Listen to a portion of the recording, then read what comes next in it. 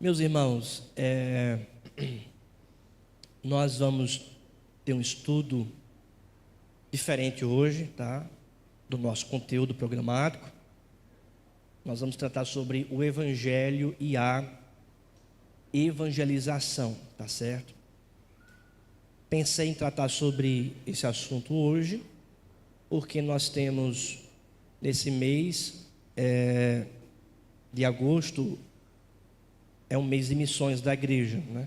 Igreja Presbiteriana do Brasil sempre coloca esse mês de agosto como mês de missões. Então, eu queria dedicar esse domingo aqui de agosto para tratarmos sobre esse assunto da evangelização, por ser o mês de missões aqui da igreja.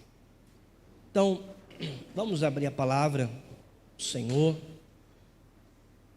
em Mateus,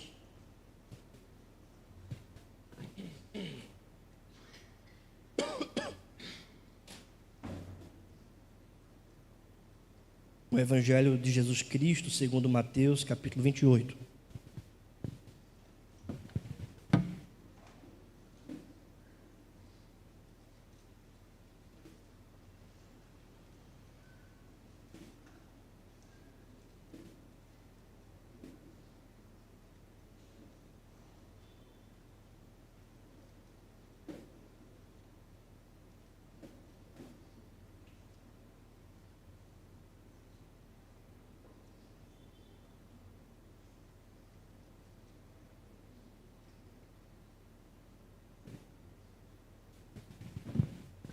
Mateus capítulo 28, versículo 18, 19 e 20.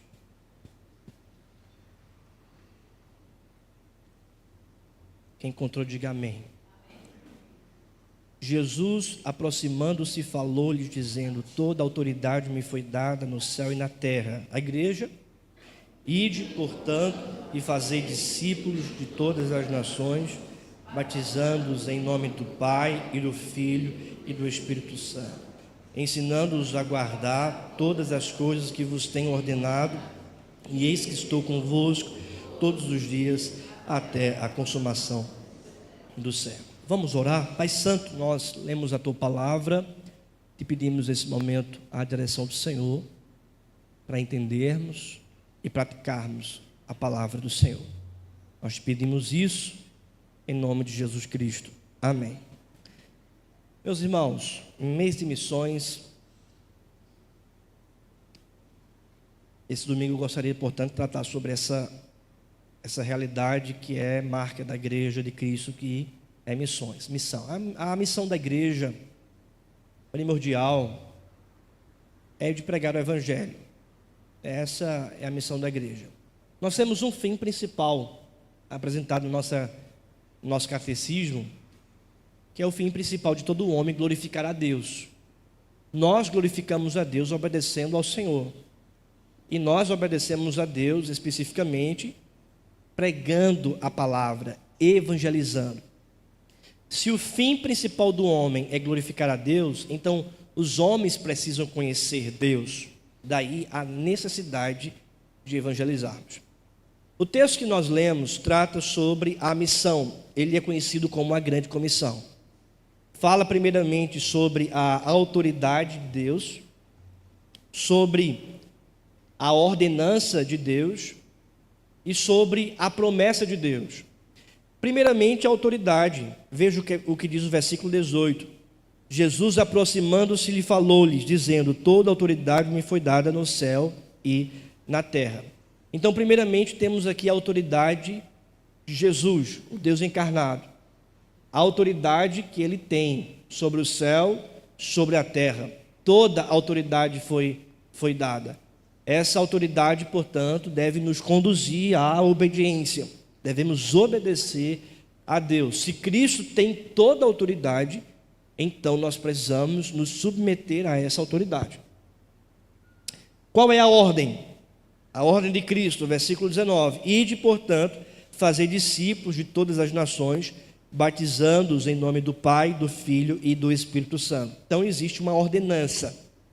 A ordenança de ir e fazer discípulos. Como é que nós fazemos discípulos? pregando a palavra, falando de Cristo e acompanhando essas pessoas, ensinando essas pessoas. Por fim, nós temos a promessa, não é? No final do versículo 20, ensinando-os a guardar todas as coisas que vos tinha ordenado, e eis que estou convosco todos os dias até a consumação do século. Nós temos então aqui a promessa. Se a gente fosse fazer um ponto, se a gente fosse fazer um sermão, o primeiro ponto seria a autoridade de Cristo, o segundo ponto seria a ordenança de Cristo, e o terceiro ponto seria a promessa de Cristo. Então, a promessa de Cristo é: eu estarei com vocês até a consumação dos séculos. Então, Deus tem o compromisso de estar conosco. É uma promessa dele. Ele vai estar conosco. Então, a gente tem que o quê? Pregar a palavra, fazer discípulos, ensinar o povo. Essa é a prioridade da nossa vida. É uma pergunta que eu tenho feito para mim e para outras pessoas. Nós estamos vivendo essa prioridade? Nós estamos vivendo a ordenança de Cristo? Você entende que Cristo tem toda a autoridade, Ele mandou você fazer discípulos, pregar e fazer discípulos? Quais são os seus discípulos? Quem você tem discipulado? Quem você tem acompanhado? Quem você tem evangelizado? Não me diga que você não tem feito isso.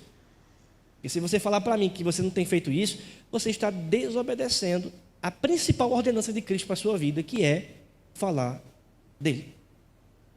Então, quais são os nossos filhos da fé? Quem você tem acompanhado? Isso é uma característica, uma evidência de que você está obedecendo a Deus. E temos a promessa: Ele está conosco. Eu estarei com vocês todos os dias até a consumação dos séculos. Então Ele tem um compromisso com a missão, Ele tem um compromisso de estar com você realizando essa missão. Isso deve ser uma realidade natural do discípulo de Cristo. Vou fazer só uma pergunta aqui. Você vai me responder levantando a mão ou não, tá certo? Então entenda muito bem a seriedade dessa missão. Aliás, a seriedade dessa pergunta. Você é missionário? Você é um missionário? Se você é missionário, levanta a mão, só para saber quantos missionários tem aqui. 1, 2, 3, 4, 5, 6, 7, 8, 9, 10, 11, 12, 13, 15, 16, 17, 18, 19. Temos 19 missionários. Aqui tem mais gente, né? Então vamos lá. É onde eu quero chegar. Segunda pergunta. Quantos seguem a Cristo aqui? Levante a mão. Quantos seguem a Cristo? Quantos seguem? Levanta a mão. Pronto, acho que a maioria levantou a mão aqui. A maioria levantou a mão. Quantos seguem a Cristo? Levanta a mão, só para saber. Né? A maioria levantou a mão. Teve gente que levantou a mão, não. Talvez não siga, né? Talvez não siga. Mas a maioria levantou a mão. Então tá aqui é porque está seguindo a Cristo. Você que levantou a mão e está seguindo a Cristo, e não levantou a mão porque não é missionário, está errado. Está errado. Porque todo seguidor de Cristo é um missionário. Entende? Todo seguidor de Cristo é um missionário. Veja, se você diz que segue a Cristo, mas diz que não é missionário, então você não segue a Cristo. Isso é o ponto. Porque Cristo diz que você que segue a Ele deve ir por este mundo, por onde você passar, pregar o Evangelho e fazer discípulos. Veja, se você diz que segue a Cristo, mas não evangeliza, não fala dele, então você não segue a Cristo. Porque Cristo disse que você deveria evangelizar. Você está entendendo? Estou entendendo? Como é que eu digo que sigo a Cristo se eu não faço o que Ele quer? Então eu não sigo. Entende? E isso é uma concepção que é criada nos evangélicos hoje em dia. Missionário é somente aquele que vai lá para a China ou vai para a África, não é? Eu tinha também essa realidade. Eu pensava que o missionário era somente aquele que ia para a África ou ia para a Amazônia, Mas não, irmãos. Missionário é todo aquele que segue a Cristo. Porque Cristo disse: vocês devem pregar a minha palavra, devem evangelizar. Tem um autor chamado Charles Spurgeon. Ele falou o seguinte: o cristão, ou ele é um missionário, ou ele é o quê, para Júnior? Não. Ou ele é um missionário, ou ele é um impostor. Ou ele é um impostor. Porque o cristão que não é missionário, diz Spurgeon, é um impostor. Então, pastor, o que a gente deve fazer? A gente deve falar de Jesus. Quando? Todo tempo. A palavra aqui, irmãos, no grego, ide, literalmente é indo. Você vai para o trabalho, no tempo oportuno que você puder. Saiu para almoçar, está lá com o pessoal. Por que não falar de Jesus? Alguém da sua família que não é crente, está passando por dificuldade. Por que você não ora para essa pessoa e fala de Jesus? Um amigo seu. Uma amiga. Pessoas da seu network, dos seus contatos aí. Não, pastor, vamos fazer um avanço missionário e a gente vai cumprir a missão. Não. Vai cumprir a missão no avanço missionário, não. E às vezes eu fico pensando, viu, Prefeito Júnior, que isso pode criar uma falsa realidade de cumprimento de missão, achando que o povo está cumprindo a missão quando a igreja faz evento missionário. Vamos fazer um impacto evangelístico no Maurício Nassau, tal dia, toda a igreja reunida ali para evangelizar. A gente pode fazer isso, mas isso pode criar criar um falso conceito de que a gente está fazendo missão, de que o cristão está fazendo missão, porque isso não é missão, não. Isso é um evento. Missão é você, no seu dia a dia, evangelizando. Isso é missão. Podemos fazer o impacto? Podemos. Devemos. Mas não ache que a missão se limita a isso. Ou é isso, porque não é. A sua missão começa quando você sai daqui, da porta, você já está em missão. A pessoa que você encontra varrendo a rua é um campo missionário. O garçom que vai servir você no restaurante, no almoço, é um campo missionário. A pessoa que vai lhe atender no mercado é um campo missionário. O colega que você se deparou andando na rua é um campo missionário. As pessoas que você conhece e viu é um campo missionário. O seu vizinho é um campo missionário. A pessoa que mora do seu lado, no seu apartamento, é um campo missionário.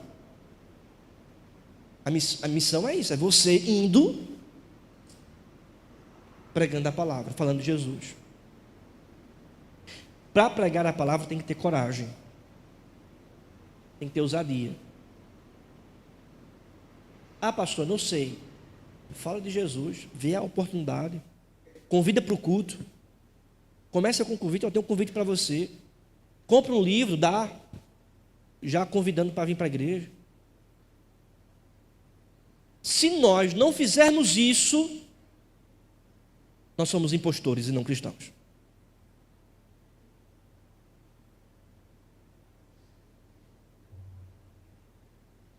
Fala, mano.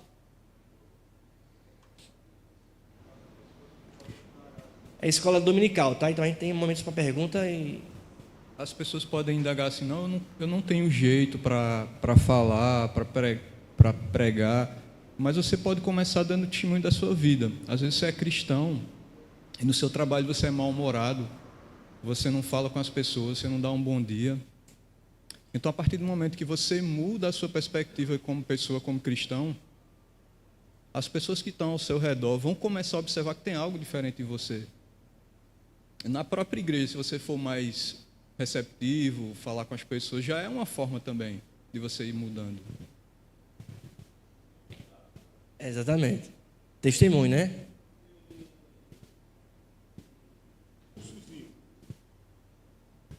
Tem um curso no YouTube, que até quem fala muito dele é o pastor Hernandes Dias Lopes. É Evangelismo Explosivo. Depois você bota lá, porque vai lhe ensinar muita coisa. Eles são módulos. É bem rápido também. Você está em casa, se você não estiver vendo nada, que você vai ver quando uma pessoa faz uma objeção. Não, e Jesus, isso, ele vai ter como explicar, você como explicar. É muito bom mesmo. Olhe, vai dar uma visão a você muito boa do que é a missão. É evangelismo explosivo. É do pessoal lá eu acho que é da APECOM. É muito bom. Também. Então, para a gente falar, a gente tem que dar testemunho também, né? Porque não adianta você ser uma pessoa carrancuda, difícil, sem testemunho. Imagine, como é que você vai falar de Jesus? O povo não quer nem lhe ver. Né? Aí você se converte antes, né? Muda, pede perdão a Deus e diz, Senhor, e agora? Que é que eu fiz tanta besteira, como é que eu vou falar de Jesus? Né? Então, pede perdão a Deus, mas muda. Né? Muda. E começa a falar de Jesus. Ah, não sei falar de Jesus. Olha o que o presbítero Júnior falou aí. Tem várias coisas na internet ensinando. Da APECOM, da presbiteriana. E eu ensino aqui, irmãos. O melhor ensinamento é na escola bíblica. Você abre João 3,16, porque Deus amou o mundo de tal maneira que deu seu Filho unigênito para que todo aquele que nele crê não pereça, mas tenha a vida eterna. Aí você diz que o salário do pecado é a morte, mas Deus nos amou, enviou Jesus para morrer em nosso lugar, e que você deve se arrepender e crer em Jesus. E assim você vai ter vida eterna.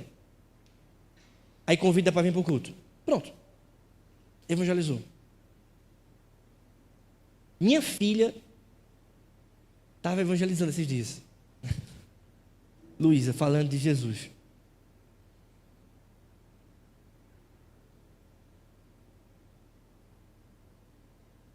Aí a gente foi no mercado. Aí vê a situação, né? Aí lá no mercado, na fila, ela dizendo, ó papai, pecador.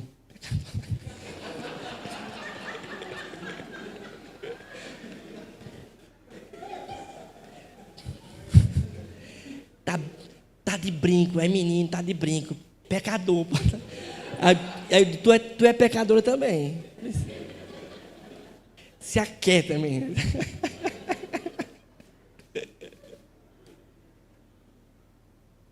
Gente, a gente tem que estar em missão. É sério, tem que estar em missão. Ora com a pessoa que vai passar as tuas compras lá no mercado. Já fez isso? Ela está passando a compra no mercado ali, no balcão. Aí você, olha, deixa eu fazer uma oração para você. Pode precisa fechar o olho não. Que Deus te abençoe. Dê um dia abençoado. Que Cristo te abençoe na sua vida. Que o Espírito Santo sempre dê paz. Essa é a minha oração por você. Faz isso. E melhor ainda são as pessoas que você conhece, que você tem contato, onde você pode, em algum momento ou outro, falar do Senhor Jesus, convidar para ir para a igreja. Vamos lá. Nós já vimos isso aqui, falando sobre a necessidade. E nós temos um modelo em Atos sobre crescimento, porque a igreja, ela cresce geograficamente. Cristo disse para os seus discípulos, ide por todo mundo, pregar o evangelho a toda criatura. Lá em Atos 1,8, nós percebemos que a ordem de Cristo é que eles deveriam ser testemunhas em Jerusalém, Judéia, Samaria e até aos confins da terra. Então nós percebemos que há um crescimento geográfico. Um crescimento geográfico, a igreja cresce geograficamente. A igreja está em Jerusalém. Em Atos 8:1 a igreja já vai para a Judéia, chega até em Samaria. Em Atos 10 a igreja chega em Cesareia. Em Atos 13 a igreja já está em Antioquia. Em Atos 14 a igreja já vai para Antioquia da Pisídia, indo para a região da Galácia. Ou seja, o livro de Atos a igreja está crescendo geograficamente. A igreja chegou aqui no bairro Universitário, né, pela igreja presbiteriana. Lá em Riacho das Almas, tem os irmãos aqui, estão vindo de Riacho das Almas para cá, né? A irmã está vindo. E não tem igreja presbiteriana, a gente tem que chegar lá. Não tem igreja reformada. Teve uma família que estava aqui à noite, no culto da noite, que falando para mim, pastor, não tem igreja reformada, é só a igreja neopentecostal, lá em Riacho das Almas, a gente precisa plantar a igreja lá. Aí eu já disse para a irmã, olha, vamos ver se tem mais gente, para a gente começar já um culto de oração lá na semana. Né? Em Santa Cruz também, né? Em Agrestina, né, também. Ou seja, a gente tem que crescer geograficamente. Crescimento numérico também é uma evidência.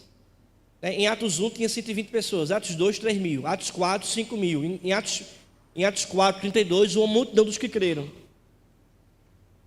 Então a gente tem que entender que o crescimento numérico é uma coisa o quê? Natural.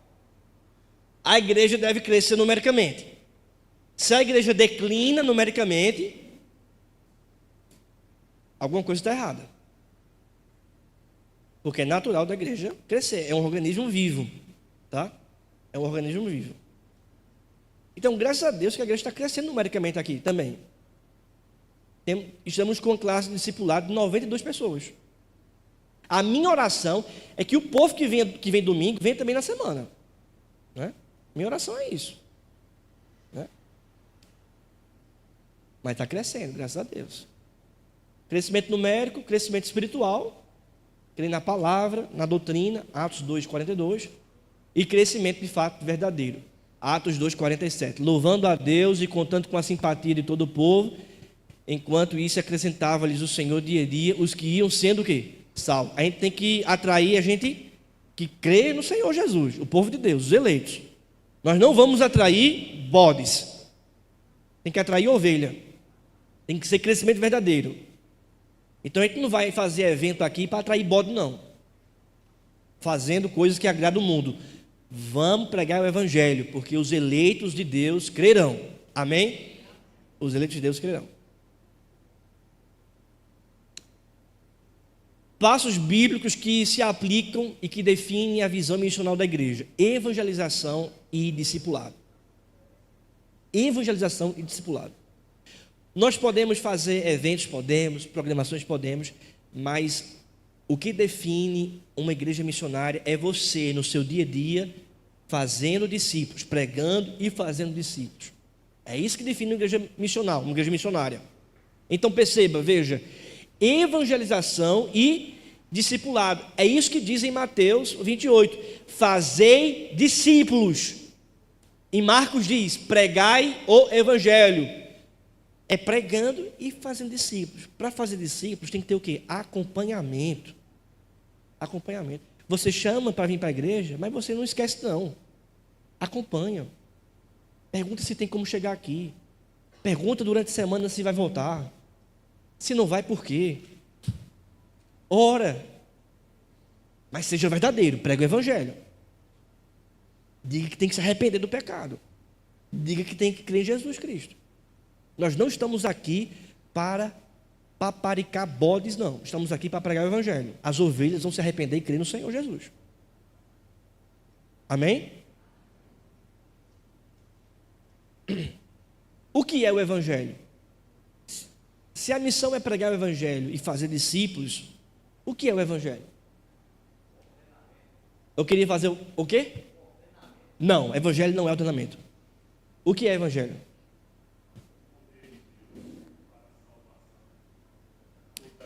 Poder de Deus para a salvação. Romanos 1, 17. Não me envergonho do evangelho, porque é o poder de Deus para a salvação de todo aquele que crê. Evangelho não é lei, o Evangelho não é a minha obrigação, o Evangelho não é a ordenança de Deus para mim, não. Evangelho é a salvação. A lei me condena, a lei diz o que eu devo fazer e eu não faço porque sou pecador, a lei me condena. A ordenança de Deus diz que eu devo caminhar de acordo com a vontade de Deus, mas muitas vezes eu não caminho, e isso não é a boa nova da salvação. Pelo contrário, isso me condena. Evangelho também não é o que eu faço para Deus. Eu vou vir para a igreja, isso é evangelho. Não. Eu vou obedecer a Deus, isso é o evangelho. Não. Evangelho significa literalmente boa notícia. A boa notícia de quê?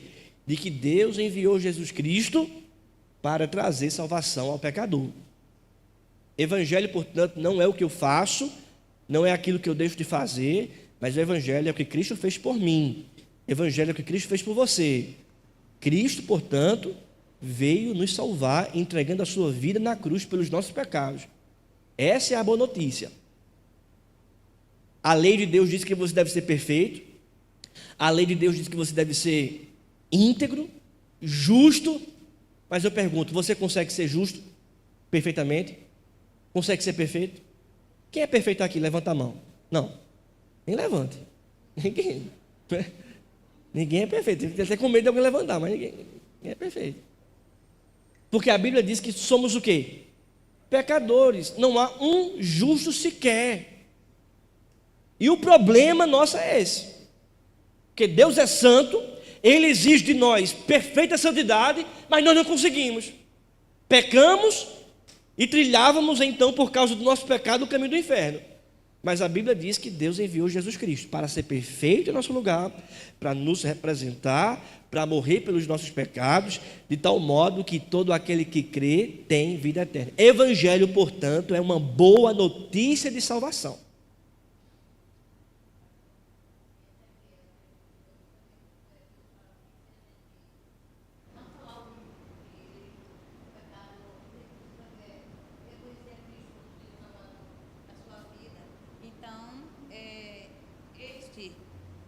Pecador morrerá com seus pecados e o sangue dele Deus vai requerer de nós. Paulo fala isso em... E Paulo fala... o profeta Ezequiel fala também Ezequias, mas Paulo fala isso em Atos. Abra sua Bíblia aí em Atos. Foi boa essa, Dival. Abra sua Bíblia aí em Atos 18.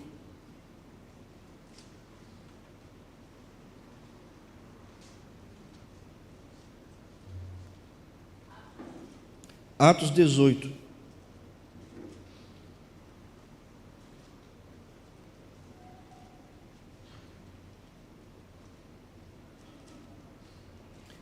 O que é que diz o versículo 6?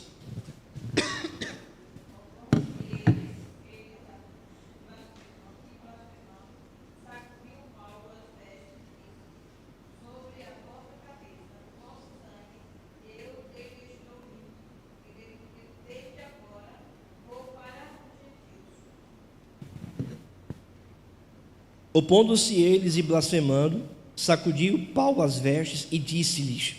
O contexto aqui que Paulo está pregando o evangelho para os judeus em Corinto. Aí Paulo diz o seguinte: eles não ouviram o evangelho, não quiseram, blasfemaram. Aí Paulo então sacudiu as vestes e falou: sobre a vossa cabeça, o vosso sangue, eu dele estou limpo, e desde agora vou para os gentios. Será que você está limpo do sangue das pessoas que você tem a obrigação de pregar o evangelho e você não prega? Imagine só, no dia do juízo você vai dar contas a Deus e Deus perguntar para você: o sangue de fulano, ele vai perecer. Você não falou do meu evangelho para ele. E você ser culpado pelo sangue de pessoas que você não pregou o evangelho. Você já pensou nisso?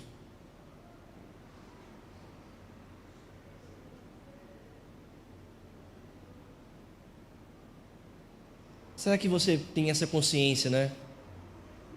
ou terá essa consciência no dia do Senhor, dizendo: Deus, eu tenho consciência de que eu preguei o Evangelho para as pessoas, e eu não sou culpado de nenhum que rejeitou, porque eles ouviram. Eles ouviram.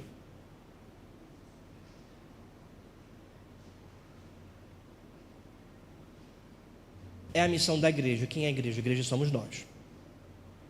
É eu, você, todo mundo junto aqui, pregando a palavra de Deus. Nós temos uma síntese do Evangelho em 1 Coríntios 15, 3, 4, que diz o seguinte: porquanto o que primeiramente vos transmiti foi que também recebi, que Cristo morreu pelos nossos pecados, segundo as Escrituras, que foi sepultado e ressuscitou ao terceiro dia, conforme as Escrituras. Pronto, o Evangelho é isso aí. Cristo morreu pelos nossos pecados, foi sepultado, ao terceiro dia ressuscitou. Para quê? Para trazer salvação. Creia em Jesus. Sabe como é que a gente prega muitas vezes o Evangelho? A gente pode cair nessa cilada do diabo. Vamos lá para a igreja, é bom, é bom. É bonzinho. Vamos, vai ser bom para você. Vai ser bom para você. Parece que a gente prega o Evangelho implorando, como se Deus estivesse de joelhos implorando para a pessoa vir para a igreja.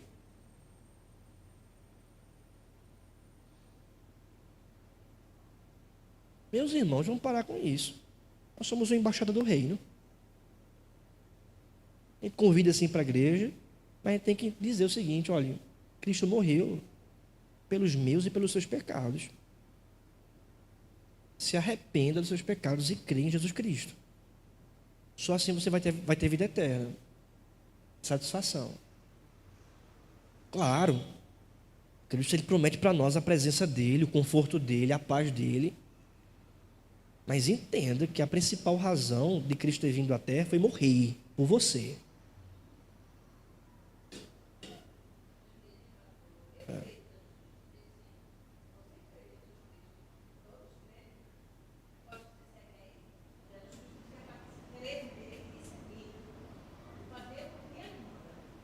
Exatamente.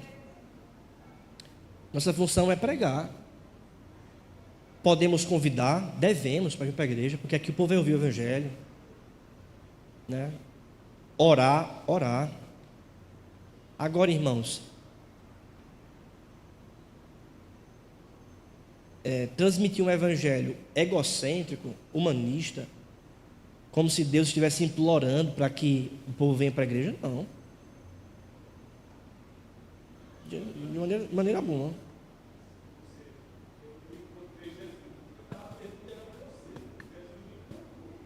Jesus nos encontrou também.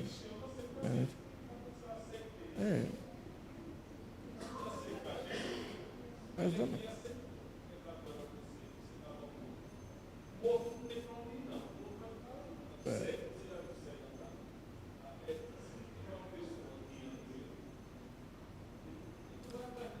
Não vai. Quem converte é Deus. Quem muda é Deus. Quem transforma é Deus, é o Espírito Santo. O nosso papel é pregar a palavra, convidar as pessoas. Entendeu? E se a pessoa não quiser, não seremos culpados do sangue dele. Ele vai dar conta a Deus dos seus pecados. Porque o pecador sem Cristo está condenado. O pecador com Cristo está salvo. É isso. Por que devemos evangelizar? Primeiro, porque é uma ordem. É uma ordem. Eu devo evangelizar porque eu tive uma experiência com Deus? Não. Eu devo evangelizar porque eu li na Bíblia que eu tenho que evangelizar, que eu devo pregar o Evangelho. É uma ordem. Porque é a prioridade da igreja em Atos. A igreja em Atos pregava o Evangelho. Você não vê eles fazendo vento. Você vê eles pregando a palavra. O Evangelho é a salvação de Deus, irmãos. Se o Evangelho não chegar na vida das pessoas, as pessoas estão perdidas. Devemos pregar o evangelho porque o mundo está perdido. Sem Cristo não há salvação. Porque o evangelho nos alcançou e porque há plenitude de alegria na obra. Em 1 João 1,4 diz que a alegria de Deus se tornou completa na vida do apóstolo, porque ele estava ali fazendo a obra, né? Na obra. Como devemos evangelizar? Cheios do Espírito Santo, com ousadia, se contextualizando, com fidelidade, cristocentricamente e continuamente. Certo? Continuamente devemos pregar a palavra de Deus. Temos aí um modelo de proclamação. Além do João 3,16, você pode apresentar a criação. Deus criou todas as coisas. A queda, mas o homem pecou e está afastado de Deus. A redenção, mas Deus enviou Jesus para morrer pelo pecador e reconciliar ele com Deus. E a consumação, um dia Deus virá para julgar vivos e mortos. E aqueles que se arrependeram e creram no Senhor Jesus vão para a vida, vão para a salvação, vão para o céu. Os que não creram vão para o inferno. Vão para o inferno. Uma vez, irmãos, eu estava evangelizando em São Caetano. E aí eu fui muito fiel nessa questão de se contextualizar. Estava quente lá, quente. A gente foi evangelizar de porta em porta. E eu novo não sabia como abordar a pessoa que estava na casa, estava logo na varanda assim, eu não sabia como abordar. E meu Deus, eu fiquei pensando, como é que eu vou me contextualizar? Como é que eu vou abordar? Eu sei que estava quente que só, e eu me aproximei daquele senhor que estava ali naquela varanda, daquela casa. Opa, tudo bom? Aí eu disse, está quente, né? Aí, olha, quando uma pessoa chega perto de você, começa a falar do clima, é porque está sem assunto. É. Assim, está quente, né? Está quente. Aí, o verão, quente. A pessoa disse, realmente está muito quente aqui. Aí eu disse, pior é o inferno.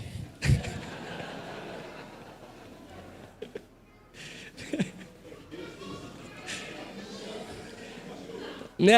Mas ainda falei da graça, né? De Jesus.